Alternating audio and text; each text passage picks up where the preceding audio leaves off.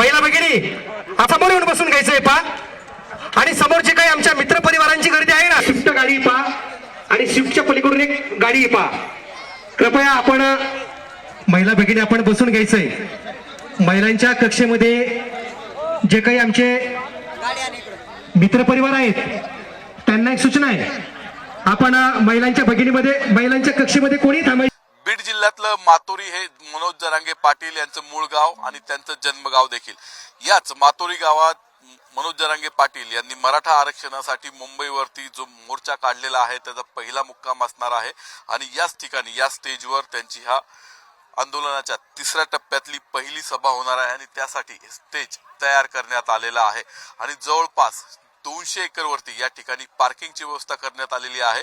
तर ही सभा ज्या ठिकाणी होणार आहे त्या ठिकाणी 100 एकरचं मैदान या सभेसाठी तयार करण्यात आलंय आणि त्यानंतर मुंबईकडे जो जनसमुदाय मराठा आंदोलक निघालेले आहेत तो मुक्काम देखील याच ठिकाणी करणार आहेत. मनोज जरांगे पाटील देखील स्वतः याच ठिकाणी मुक्काम करणार आहेत. मुक्कामासाठी येणाऱ्या मोठ्या संख्येने येणाऱ्या मराठा आंदोलकांसाठी निवासाची व्यवस्था, जेवणाची व्यवस्था, पाण्याची व्यवस्था अशी सर्व व्यवस्था मातोरी ग्रामस्थांनी आणि इथल्या परिसरातील ग्रामस्थांनी केलेली आहे. मोठं मैदान, एक 100 एकरचं मैदान मनोज जरांगे पाटील यांच्या सभेसाठी आणि त्यानंतर मुक्कामासाठी तयार करण्यात आलेलं आहे आणि त्यावरूनही मोठी जागा पार्किंगसाठी तयार करण्यात आलेली आहे.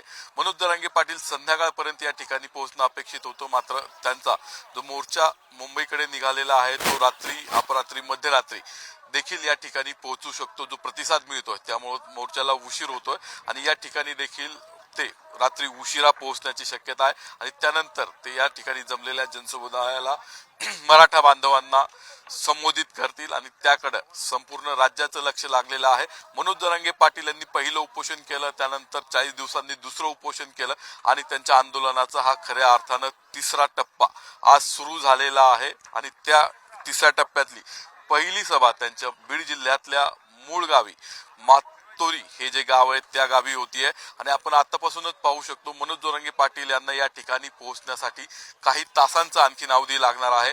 मात्र मराठा बांधव मोठ्या संख्येनं या ठिकाणी जमायला सुरुवात झालेली आहे. शेकडो गाड्या या ठिकाणी पार्किंग मध्ये आल्याचं पाहायला मिळत आहे. त्यामुळे मनोज जरांगे पाटील यांचा हा जो मोर्चा आहे तो महामोर्चा होईल आणि मराठा समाजाचा याला वाढता पाठिंबा या ठिकाणी पाहायला मिळतोय. कॅमेरामन आदर्श कटकेचा नितीन पाटणकर, साम टीव्ही न्यूज, मातोरी, बीड. देश विदेशातील प्रत्येक घडामोडींचे लाईव्ह अपडेट मिळवण्यासाठी आता साम टीव्हीच्या सर्व सोशल मीडिया प्लॅटफॉर्मला लाईक, फॉलो आणि सबस्क्राईब करा. तसंच सर्व नोटिफिकेशनसाठी बेल आयकॉन प्रेस करायला विसरू नका.